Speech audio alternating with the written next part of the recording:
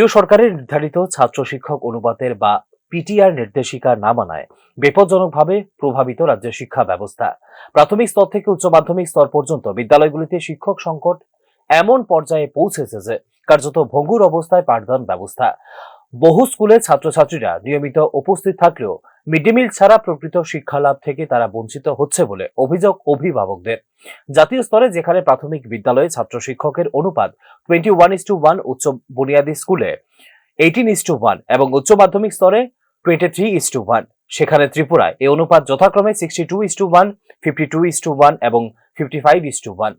এই পরিসংখ্যানই স্পষ্ট করে দেয় কেন্দ্রীয় নীতি নির্দেশিকা কার্যত উপেক্ষিত হচ্ছে রাজ্যে। শিক্ষক সংকট ভয়াবহ আকার নিয়েছে রাজ্যের মোট 4,668টি সরকারি স্কুলেই। তবে শুধু শিক্ষক ঘাটতি নয়, সমস্যার আরেকটি বড় কারণ হলো শিক্ষক শিক্ষিকাদের অসম বন্টন। রাজ্যে দীর্ঘদিন ধরে কোনো সুষ্ঠু, স্বচ্ছ ও কার্যকর বদলি নীতি না থাকায় শহর ও সদর এলাকায় তৈরি হয়েছে শিক্ষক আধিক্য।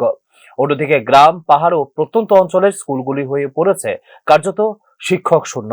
পরিসংখ্যান বলছে শিক্ষক শিক্ষিকা রাজধানী আগরতলা এবং বিভিন্ন জেলা মহকুমা সদরে বছরের পর বছর কর্মরত রাজ্যের প্রায় 78%।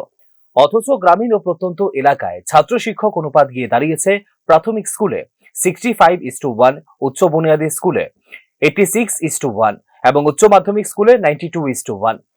এমন পরিস্থিতিতে মানসম্মত শিক্ষা প্রদান যে প্রায় অসম্ভব তা বলাই বাহুল্য। এডিসি এলাকার চিত্র আরো উদ্বেগজনক। রাজ্যের 302টি এডিসি স্কুলে মাত্র একজন শিক্ষক দিয়ে চলছে পাঠদান। অথচ খুমলুং এডিসি হেডকোয়ার্টারে কিছু স্কুলে ছাত্র শিক্ষক অনুপাত 10:1, যা জাতীয় গড়ের থেকেও ভালো। একই রকম বৈষম্যের ছবি দেখা যাচ্ছে রাজধানী আগরতলা সহ ধর্মনগর, কৈলাসহর, উদয়পুর, বিলোনিয়া, সাব্রুম, কুমারঘাট, পানিসাগর, মোহনপুর সহ একাধিক শহর ও মহকুমা সদর স্কুলগুলিতে। এই বৈষম্যের মূল কারণ হিসেবে উঠে আসছে সুষ্ঠু বদলি নীতির অনুপস্থিতি। যদিও গত বছরে 14 মে মহাকরণে ছাত্র শিক্ষক অনুপাত সংস্কারের ক্ষেত্রে একটি নতুন বদলি নীতি ঘোষণা করেছিল শিক্ষা সচিব, বাস্তবে 8 মাস পেরিয়ে গেলেও সেই নীতি কার্যকর হয়নি এখনো। ফলে সমস্যা যেমন ছিল রয়ে গেছে তেমনি। বদলি নীতির অভাবের খেসারত শুধু ছাত্রছাত্রীরাই নয়, দিতে হচ্ছে বহু শিক্ষক শিক্ষিকাকেও, যাদের বাড়ি শহর বা সদর এলাকায়, অবসর পর্যন্ত গ্রামীণ ও দুর্গম এলাকায় চাকুরি করতে বাধ্য করা হচ্ছে তাদের অনেককেই। অপরদিকে অভিযোগ উঠছে রাজ্যে একটি অঘোষিত রাজনৈতিক বদলি ব্যবস্থা চালু রয়েছে, যেখানে কয়েকজন শিক্ষক কর্মচারী সংগঠনের নেতা হওয়ার সুবাদে দীর্ঘদিন ধরে সুযোগ পাচ্ছেন শহরে কর্মরত থাকার। রাজ্য সরকার কি আদৌ কেন্দ্রীয় সরকারের শিক্ষা সংক্রান্ত নির্দেশিকা কার্যকর করতে আগ্রহী, তা নিয়ে প্রশ্ন তুলেছেন অভিভাবকরা।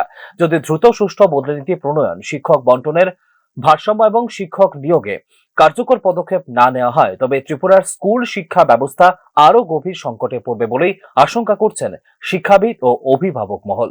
Bureau report, news now.